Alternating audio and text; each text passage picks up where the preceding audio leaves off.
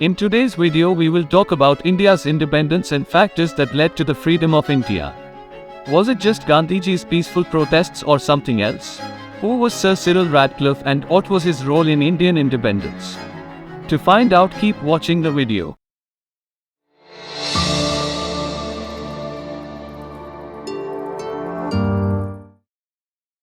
India's independence from British rule in 1947 was a significant turning point in world history.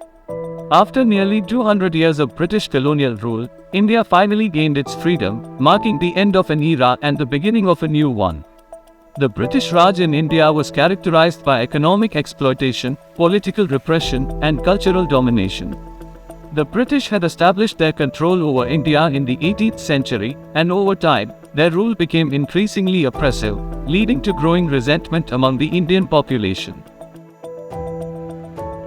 World War II was one of the deadliest conflicts in human history, with an estimated 70 to 85 million fatalities. It was fought between 1939 and 1945 and involved many of the world's nations. India was a British colony during World War II. The British used Indian soldiers to fight in the war and also used India's resources to support their war effort. Indian freedom fighters saw an opportunity to push for independence while the British were distracted by the war. The Indian National Congress, led by Mahatma Gandhi, demanded complete independence from the British. They organized protests, strikes, and civil disobedience campaigns to push for their demands. The Radcliffe line was drawn to create two separate countries, India and Pakistan, based on religious lines. The British decision of leaving India was the result of a combination of factors, including economic, political, and social factors. Firstly, the British economy had suffered greatly during World War II, and the cost of maintaining their colonies was becoming increasingly difficult. The British government realized that it could no longer afford to maintain its imperial possessions, including India, and needed to focus on rebuilding its own economy. Secondly, the Indian independence movement had gained momentum and had become a force to be reckoned with. Led by Mahatma Gandhi and other prominent leaders, the movement had become increasingly assertive and had gained widespread support from the Indian population. Thirdly, the British government realized that it would be difficult to maintain control over India in the face of growing opposition from the Indian National Congress and other political parties. The government feared that continued British rule in India could lead to violent protests and even a rebellion, which could destabilize the region and lead to further economic and political problems for Britain. After World War II, Indian leaders started negotiating with British officials for a transfer of power. One of the most significant impacts of World War II on India was the partition of the country into India and Pakistan. This was achieved through the Radcliffe Line, a boundary demarcation line drawn by Sir Cyril Radcliffe in 1947. The Radcliffe Line, commonly known as India and Pakistan border, is a boundary demarcation line that was drawn by Sir Cyril Radcliffe in August 1947, just before the partition of India and Pakistan. The line was drawn to determine the border between India and Pakistan based on religious lines, with Pakistan being a Muslim majority country and India a Hindu majority country. The line separated the Punjab region and Bengal into two parts, one in India and the other in Pakistan.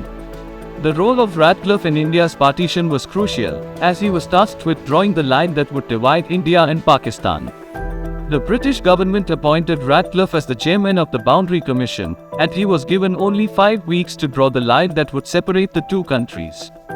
Radcliffe had no prior knowledge of India's geography, history, or politics, and was given minimal guidance by the British government. He relied heavily on the data provided by the British government and the local officials in India to draw the line, but he also faced pressure from various political and religious groups in India and Pakistan, each vying for a favorable outcome. The partition of India was a painful process, and the drawing of the Radcliffe Line contributed significantly to the violence and chaos that followed. The line was drawn based on religious demography, which meant that communities that had coexisted for centuries were suddenly divided. Millions of people were displaced, and there were countless incidents of violence and rioting. The partition led to the largest mass migration in human history, with millions of Hindus, Muslims, and Sikhs crossing the newly drawn border.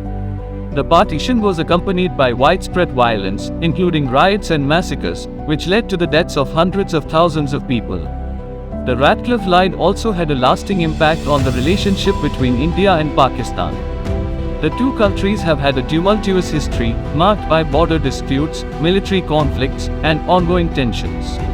In some cases, the Radcliffe line cut through villages, homes, and even families, leading to a situation where people had to abandon their homes and move to the other side of the border. The impact of the Radcliffe line is still felt today. India and Pakistan have a tense relationship, and there are ongoing conflicts between the two countries, including over the disputed region of Kashmir. Despite the challenges posed by the Radcliffe line, India was able to gain its independence from British rule on August 15, 1947. At the stroke of the midnight hour, when the world sleeps, India will awake to life and freedom. This was a significant milestone in the country's history, and it paved the way for India to become one of the world's leading democracies. World War II had a significant impact on the world, and its effects were felt in many countries. The partition of India and the drawing of the Radcliffe line had a profound and lasting impact on the subcontinent, which is still being felt today. But India was able to emerge from it and chart its own path towards independence and progress.